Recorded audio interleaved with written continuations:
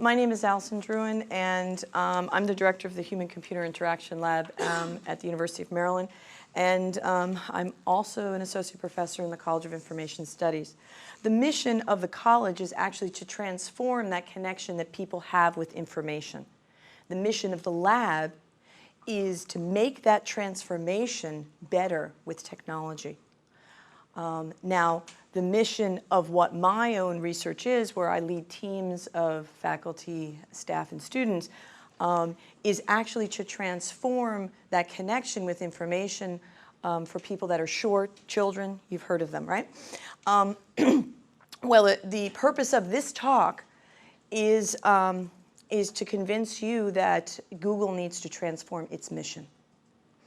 It needs to transform from Google to Giigle. And hopefully by the end of my talk, it will not be an if, but it will be a when.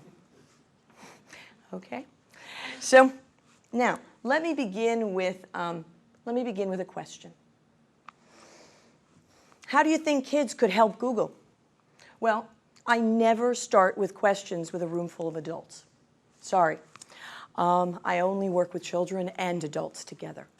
And so, in fact, I have a team of children in our lab 2 days a week in the afternoons during the school year, and 2 weeks during the summer. And these children, they're 7 to 11 years old. They're with us a minimum of a year, a maximum of 5 years. And they are our design partners in all that we do. So, in fact, when I said I was going to go to Google and I was going to talk to you about children, I asked this question to the team. How do you think kids could help Google? And in fact, those are pictures of some of the team there, right there. And so what one child said, oh, not a shock, okay, we could help Google because we're, today and future users. And of course, that goes with all the stats about who users are. And granted, you've got more than enough users, so you really don't necessarily need them right now. But anyway, the stats are all saying that 6 to 11-year-olds are actually among the largest user groups on the internet. So, all right, so you're not necessarily going to be convinced by that. So, and so we said, all right, well, what else can we tell them, huh? And, well, Google, hey, we can bring parents to Google. And that actually goes with the literature having to do with, in fact, European and American households. If you look into their houses with computers, more children are more likely to have computers in the household with, versus households that don't have computers without, and they don't have children. All right, so, but you guys, you don't really need users, do you? So who cares about that? So, all right, well, we got the next comment, and that was an interesting one. And if I can get there, we'll be all set. Kids could make Google giggle. All right, so what did this kid mean? She meant that, that kids help us think differently. It's not about efficiency. It's not about how fast, how small, how much money. It's about laughter. It's about creativity. It's about cool. It's about what's next. And kids help us think about things very differently than adults do. And an example of giggling, if you will, is the International Children's Digital Library. That was started out as a research project funded by the National Science Foundation, the Institute of Museum and Library Services. It is now also a nonprofit foundation. And essentially, it is not your grandmother's digital library, let me just tell you that. It's a digital library where you don't see necessarily the shelves of books, all right? It is a digital library where if I want to find all the books that have red covers, that are picture books, that can make me happy. Okay? There you go. I dare you to do that in Google, my friends, okay? And actually, I generally get cheers from audiences, but this is a different kind of audience. Anyway, all right. Because people have a hard time with visualizing Boolean, okay? And guess what? Kids know how to visualize Boolean. They helped us do it. This is a digital library. It is the most frequently used digital library in the world for children. It represents books in 39 languages, I think, with an interface in 13 languages. It has books that will make you laugh and make you cry. They have been donated. From around the world, either by publishers, authors, national libraries, and so on. Now, say I actually want to read something in here. Okay, so I go and click on this particular lovely book, all right? And not a shock, these books have been reviewed by other kids. Go even figure about that, okay? And so Juan Raul in Honduras has tells me about the book. The book's about a girl who wanted to have a room of her own, and how does it make him feel? Happy. He gives it 5 stars, and even draws you a part in the book that's his most important part in the book. So you should make sure that you go and take a look at that. Okay. And if you want to find out about how cool he is and what other reviews he's done, so there you have Jose Raul. He's drawn himself. He's reviewed these other books and so on. Okay. All right. So you're getting the idea that this digital library has ideas in it and has been designed with kids and for kids. Okay. But let me go back to the presentation and before I show you how to read a book here for a reason. All right. So, okay. So that's another reason. Okay. That's another reason how kids can help Google. You want to be creative? All right, I got ways for you to be creative. But another child, come back here, home, sorry. Another child, I'm not losing, I'm going for the gusto. Another child said, now if you're not nauseous by this time, here we go, there. All right. If Google really wants to change the world, because she heard all the press you guys put out about Google wanting to change the world, well, then changing a child's world helps, okay? You know, as you've all heard, you know, if you want to change the future, change one child. Well, there it is, guys. You can do it. You can do it with kids. And it came home for me when we worked with, now you can see this, when we worked with children in 4 countries. We've been working with children in New Zealand, Honduras, Germany, and the inner city, Chicago. And when we first started designing the digital library, we went to them and we went to these kids. At the time, they were 7 years old. We worked with them for 4 years. We asked them if they could wave a magic wand over the library. How would you change it? Well, this child in inner city Chicago asked me, what's a magic wand? Turns out that his mother never read to him. He had learned to read by reading People magazines in the beauty shop that she worked in. He'd never gone to a public library, never gone to a museum. Well, I said, okay, let's try that again. If you could change the library, how would you do it? Well, he said, oh, that's easy. I put grass on the floor of the library because I have never felt comfortable or safe sitting in the grass and reading a book, and I have always wanted to. All right, well, granted, we could not put the grass on the floor of every library in the world, okay? But from that experience, we also heard from children around the globe about not search. Sorry, guys, I know I'm standing in Google and I'm saying not search, okay? Yeah, they talked about use. They talked about when I have that relationship with the stuff after I find it. So I cannot sit on the floor of my concrete library in Germany. I can't. We have stairs in our library, and so the girls in my class in the wheelchair can't get up the stairs. These are the things children talked about. And so what this did was, granted, as I said, we could not change bricks and mortar, but we could change how children read books on the screen.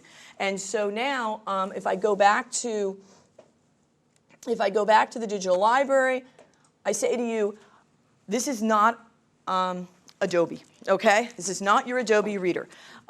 Basically, children that we worked with not only said, we need to see the book in a different way than we've seen it before. And I don't know how many of you ever watched a kid read a book, but especially the younger ones, they usually want to start, oh, I want to start in the part where it's the family that's all, you know, hanging out and doing really cool things. So, you know, so I want to start in the middle.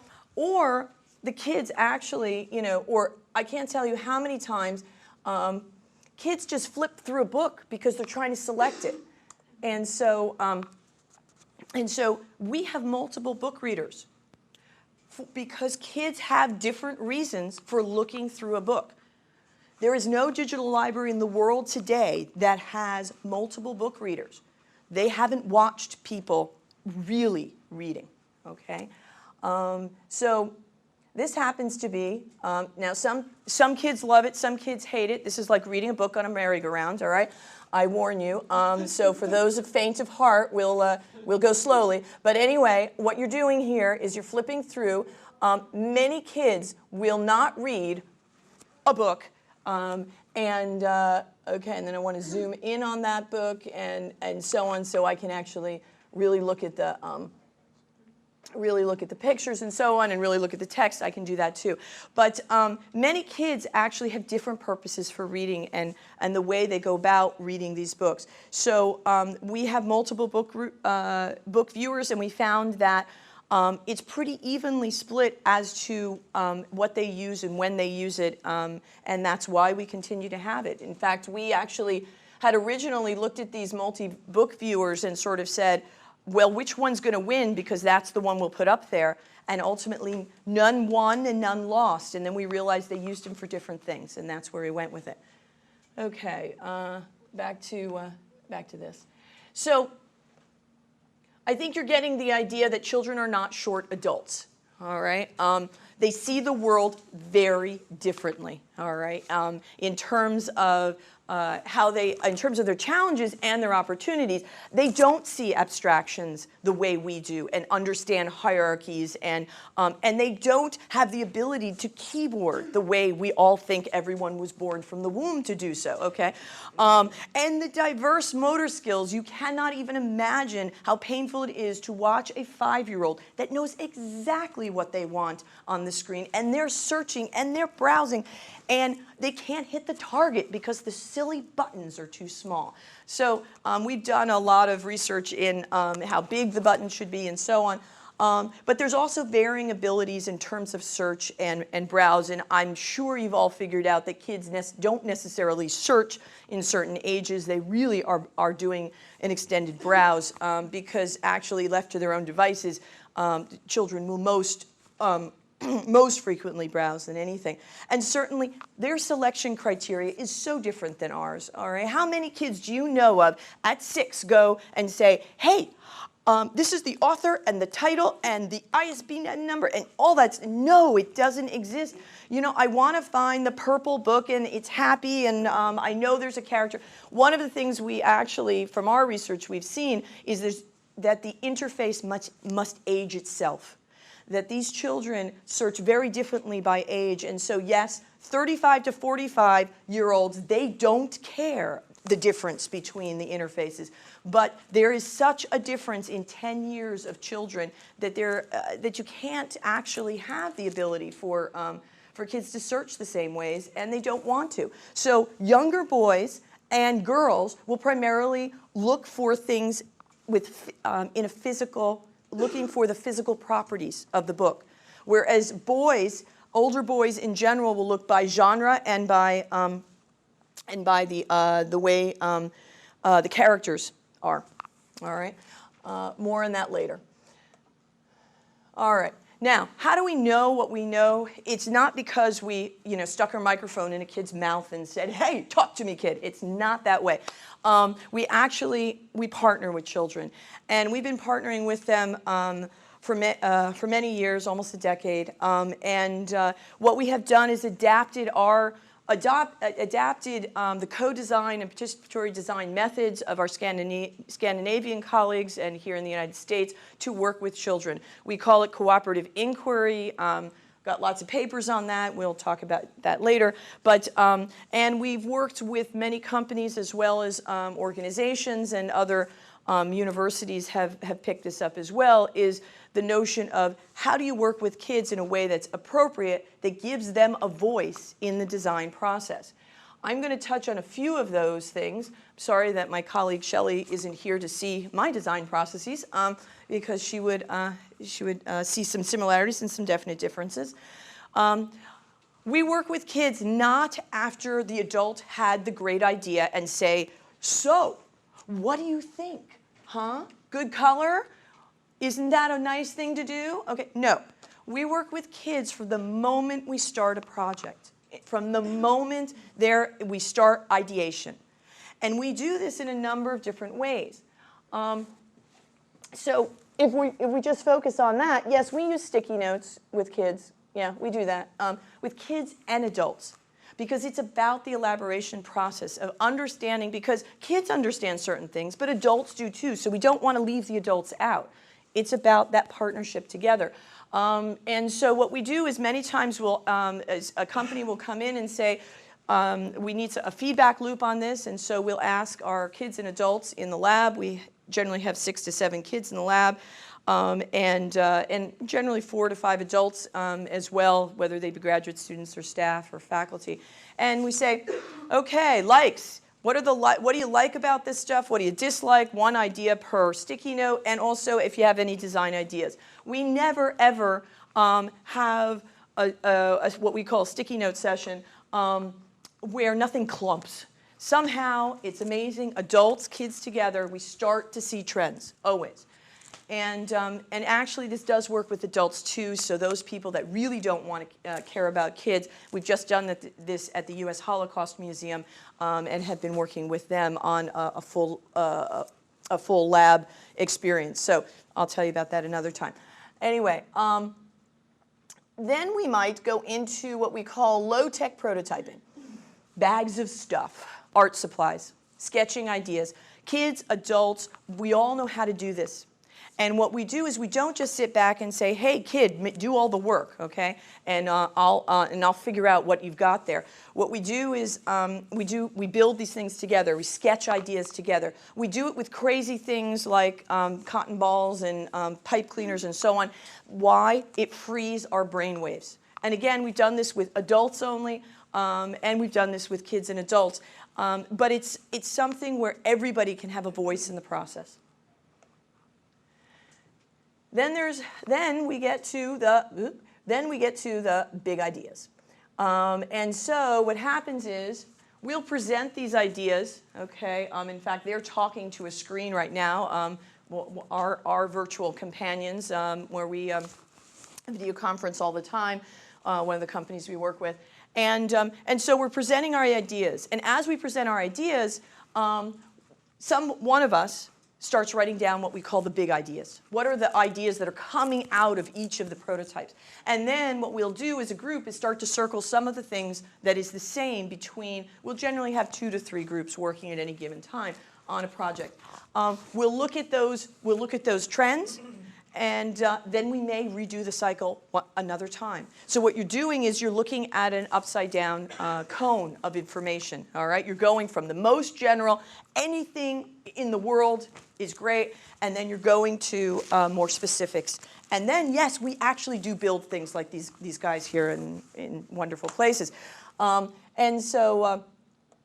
Anyway, we also do observation. However, it depends on the project whether or not we do observation. One of the projects we worked on was actually creating a collaborative storytelling tool for children. In fact, I'm using it right now, and I'm sure you figured out I'm not using PowerPoint at this point, right? Anyway, it is called KidPad. Essentially, we worked on it. It was supported by the European Union and with colleagues in Sweden and England. And essentially, we started off by trying to understand what were the problems with kids' storytelling on the computer. And so we went and we did, I don't know how many of you are familiar with Karen Holtzblatt's contextual inquiry. We do a bastardized version of hers. I, in fact, gave a talk with, we gave back-to-back talks recently at NIH in Washington, D.C., and the two of us looked at each other and said, ooh, this is going to be interesting, because we don't do the same kinds of thing. But anyway, so essentially we collect the raw data, whether it's videotaped or not, or whether we're sitting right there, someone's looking at the quotes, somebody's looking at the activities. So in this particular case, Fatima is saying, no, you're only erasing all the time, Lena, stop. And then Lena says to the adult, can you help me? I'm trying to draw a circle. And Fatima says, wait, I know how. And and then Lena says, hello, I want to move it here. And Fatima says, get the red in. So they're killing each other. They're really killing each other, okay? And so the activities that are going on here is that, you know, they're essentially the adults there, but Lena is trying to take the mouse from Fatima. It's not pretty, so on. All right, then we go to do data analysis, and this is what's different about our contextual inquiry. We're looking for less granular kinds of things than Karen would look at. But we're looking at the activity patterns. And the activity patterns looked at struggle for ownership, shock, and control of the input device, and seeking help. We looked at roles to see what was going on here. And yes, leader, leader, learner, leader. So, and then what we do is we have a column of design ideas, and we start to note the kinds of things that we think might support this. And multiple input devices, collaborative software came out very strongly, and making ownership options. Unfortunately, our colleagues at Microsoft have since locked us out of the innards of the operating system, so we cannot do the kinds of things we did back in '99 and 2000, but so be it. It was an interesting exercise. Anyway, but meanwhile, you say to yourself, well, what are the kids doing in the lab? The kids are observing other kids. Yes, we have the inmates observing each other. So what we do is the kids are actually drawing. In fact, they are creating cartoon kinds of things. And what you get from the kids is spot on, a spotlight on the most important things, all right? You must do it like this. I don't want to, you know? And so that's, you know, so what we do is we get multiple points of view of the same experience. All right. So challenge, yes. Is this easy to always work with children? Well, yeah, it's a challenge. Why? Well, because kids don't really want to believe you that you're really going to do that. This is not an exercise. There's no right answers. We don't teach that to our kids anymore, do we? Do we tell them that there's a right answer and you must be drilled on this? The other thing is for the adult side of the world, is to try and truly convince them they need to partner. There are some adults that talk over the kids, and you want to sit there and say, hey, let them be a part of it. It's the elaboration process.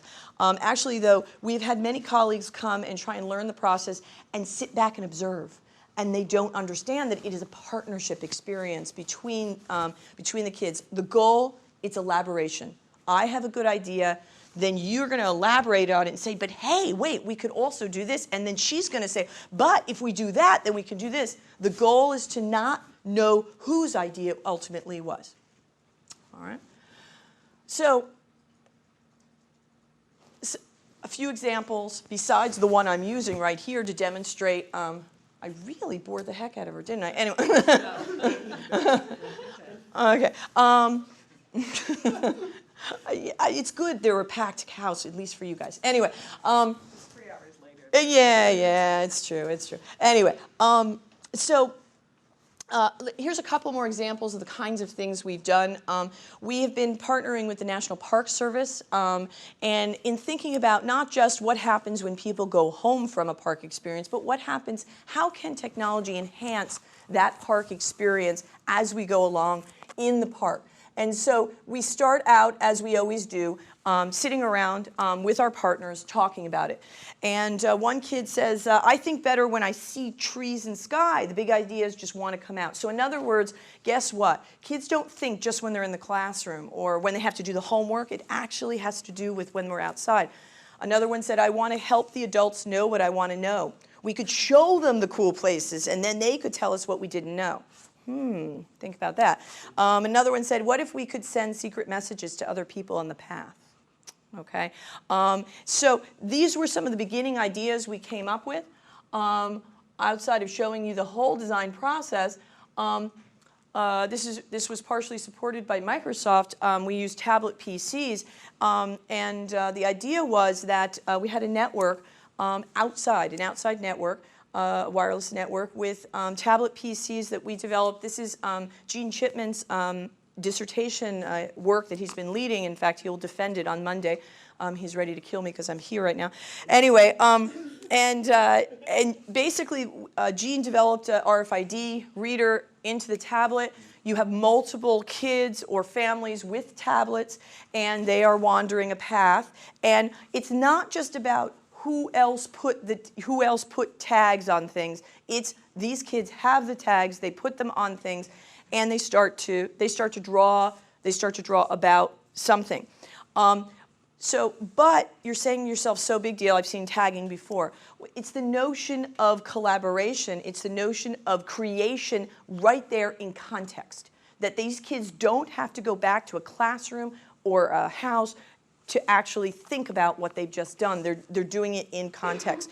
So Jonah might draw the leaf, but then he's gone, and someone comes along, swipes his tag, and sees that the park ranger actually asks, why is this leaf still green? And so somebody actually answers it, and it's saying it's still growing. Another one comes along and notices and said, but it's always green, you know. So they're having this, you know, kind of collaborative talk going on.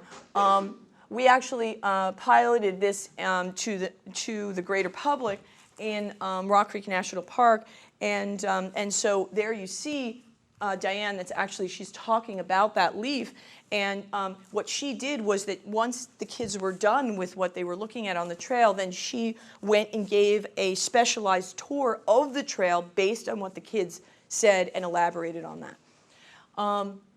But just like everyone else in the world, we have gone to mobiles and handhelds. I'm shocked, right? It is the computing platform of the 21st century, and it is the notion of keeping up with kids. So we've been. This is the dissertation work of Jerry Fales, and we were at Fort McHenry National Park doing what we call mobile collaboration. Now, mobile collaboration is the notion that, guess what? Collaboration doesn't just happen asynchronously, distributedly.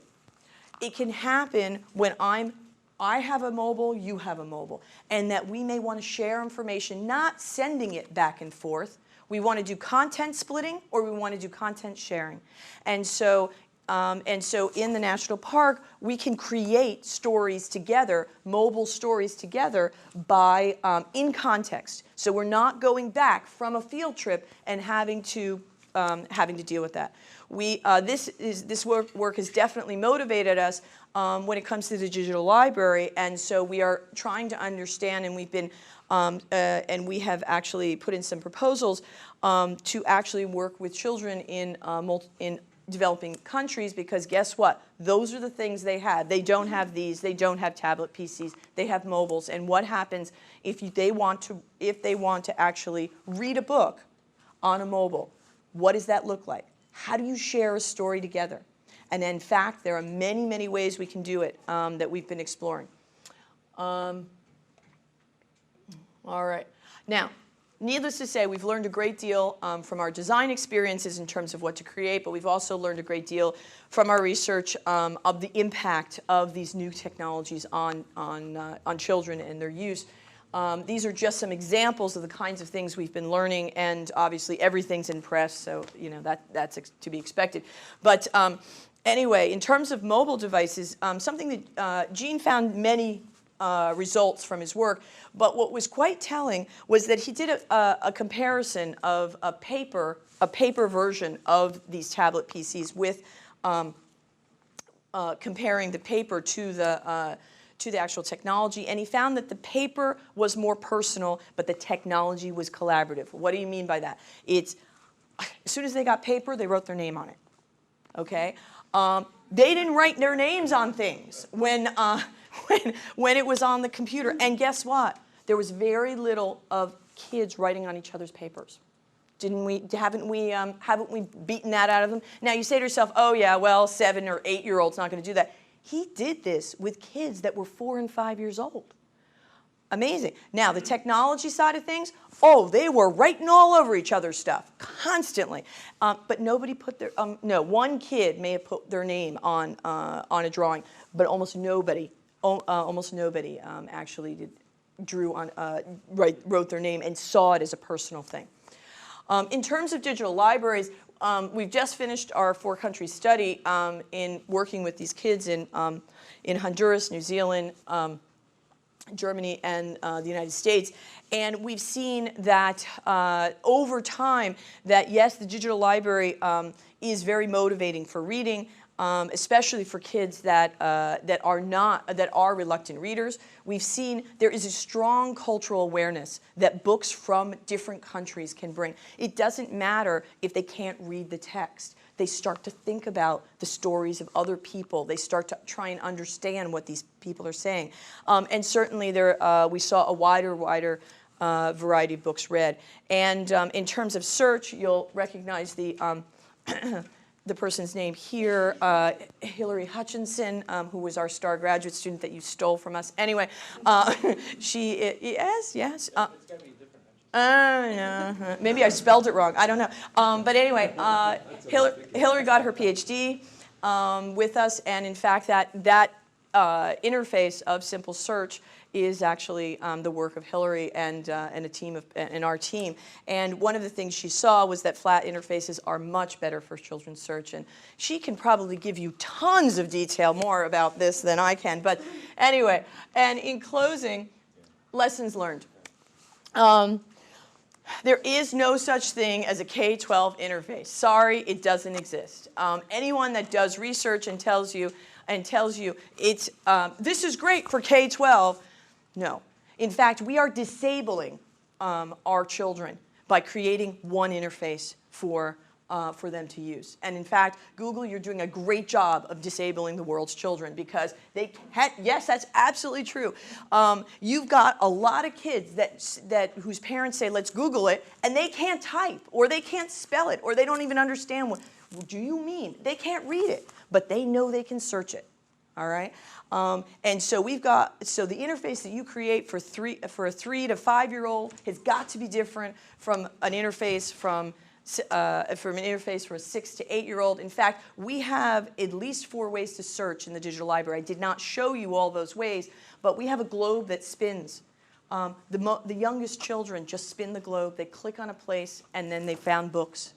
Okay, that's and then it's somewhere around 3rd grade. It starts to congeal on simple search. The interesting thing is that somehow the adults don't necessarily go to the adult interface. They seem to stay in simple search.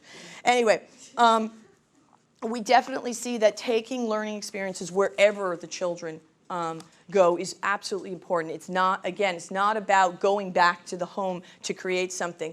We are mobile, we are active, and that is the computing platform. And so if we expect people to plug their things into computers, that's not happening. That's not going to happen. One of the things we've seen again and again, even when we weren't looking for it, is that children want to come together. They want to collaborate. They are not just wanting to. They're social beings, and certainly we've all heard about distributed collaboration, but that shoulder-to-shoulder collaboration. Children clump in front of technology. It is a known experience, and so we need to bring kids together. And the idea of kids understanding each other's cultures, understanding where they're coming from, absolutely critical. Because maybe then a kid from one country is going to understand that I have some of the same feelings and I have some of the same fears that another kid from another country has, and that's critical. The way we should be doing this is not dragging children into the world of computers, okay? It's not okay to make automated toilets for children, all right? What do I mean by that? I mean that anyone that's been a mother or a father that has seen a poor potty training child sit on a toilet and be absolutely fearful that they were being sucked in because of sensors that we have created that are appropriate sensors for adults. That's what we're doing. We are making automated toilets with our computing technologies for adults. Okay, could I say it any stronger? All right, and lastly, so how do we do it? We need to drag computers into a child's world. And when we do this, guess what? It may be good for the adult kids, all of us. It's like sidewalk cutouts. We did it for wheelchairs, but able-bodied people do drag their groceries over sidewalk cutouts. You know what I mean by sidewalk cutouts, yeah? And bikers use it. We did it for the disabled, but it's good for all of us. And so what I would contend and what I would ask all of you that's left in the room to consider is that Google really can become Giigle and absolutely go beyond much more where it is today, not only for children, but for the whole world. So with that, I'll take questions. Thank you.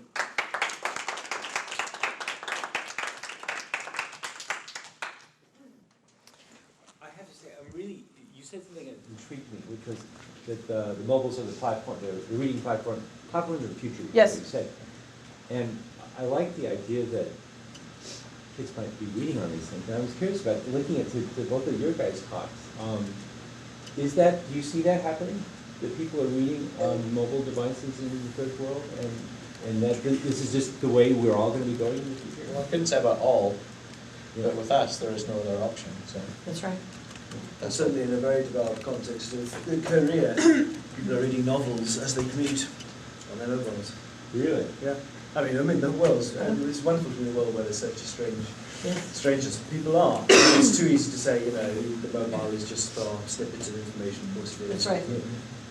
But you see, kids, and these are the technologies kids like to have in their hands, on That's iPads right. or stuff like but the interface, I have to tell you, bye, Bye. okay. Anyway, the interfaces are wrong still.